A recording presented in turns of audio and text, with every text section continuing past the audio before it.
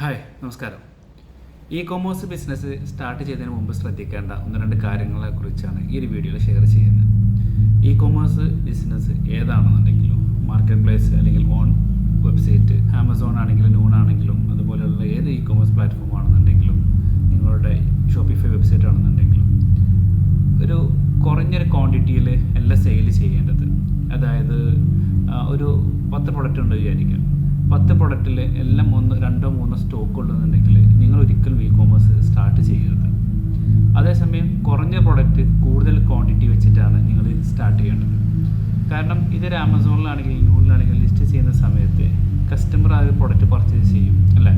Purchase ചെയ്യുന്ന സമയത്ത് എത്ര ക്വാണ്ടിറ്റിയാണോ പർച്ചേസ് ചെയ്യുന്നത് അതിനനുസരിച്ച് പിന്നെയും അത് സെയിൽസ് കൂടാൻ സാധ്യതയുണ്ട്. ആമസോണിൻ്റെ നൂണിൻ്റെ ഭാഗത്തു നിന്ന് അതിനുള്ള സപ്പോർട്ടിങ് കാര്യങ്ങളൊക്കെ കിട്ടും. അതേസമയം നിങ്ങളുടെ 10 പ്രൊഡക്റ്റ് ലിസ്റ്റ് ചെയ്തു, എല്ലാം 2-3 ക്വാണ്ടിറ്റി ഉള്ളൂ. ഒരു ആളൊരു പ്രൊഡക്റ്റ് പർച്ചേസ് ചെയ്തു, പിന്നെ സ്റ്റോക്ക് ഔട്ടായി, പിന്നെ അത് പിന്നെയും സ്റ്റോക്ക് ക്വാണ്ടിറ്റി ആഡ് ചെയ്തു, പിന്നെയും സ്റ്റോക്ക് ഔട്ടായി. ഇങ്ങനെ ആകുമ്പോൾ ആ ഒരു സെല്ലർ അക്കൗണ്ടിനോ അല്ലെങ്കിൽ ആ ഒരു പ്രൊഡക്റ്റിൻ്റെ ഗ്രോത്ത് കാണില്ല. കുറഞ്ഞ പ്രൊഡക്റ്റ് ആണെന്നുണ്ടെങ്കിലും കൂടുതൽ ക്വാണ്ടിറ്റി വെച്ചിട്ട് ചെയ്യാൻ വേണ്ടി ശ്രമിക്കുക. രണ്ടാമത്തെ കാര്യം, വളരെ പെട്ടെന്നുള്ള റിസൾട്ട് നിങ്ങൾ എക്സ്പെക്റ്റ് ചെയ്യരുത്. ഒരു 3 മാസമെങ്കിലാണ് പിന്നെ അതിൻ്റെ ടൈം പീരീഡ് വരുന്നത്. 3 മാസമെങ്കിലും നിങ്ങൾക്ക് ക്ഷമിക്കാനുള്ള ഒരു കപ്പാസിറ്റി ഉണ്ടെങ്കിൽ മാത്രം ഇ കൊമേഴ്സിലോട്ട് എൻ്റർ ചെയ്യാം.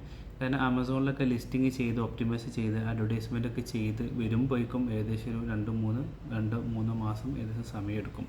അപ്പോൾ ആ ഒരു ടൈമിലാണ് പിന്നെ അതിന് ശേഷമാണ് സെയിൽസിലോട്ട് ഒരു റിയൽ സെയിൽസിലോട്ട് കയറി വരിക. സാധാരണ ഇ കൊമേഴ്സിലൊക്കെ തുടങ്ങുന്നവർക്ക് ഒരുപാട് കോളുകൾ വരുന്നുണ്ട്.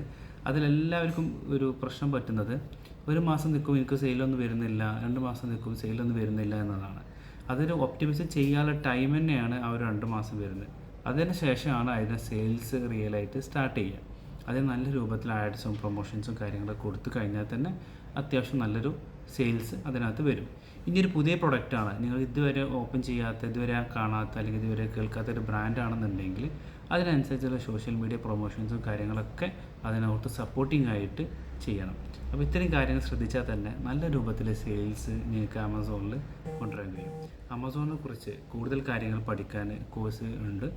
അടുത്തൊരു വീഡിയോയിൽ കാണാം.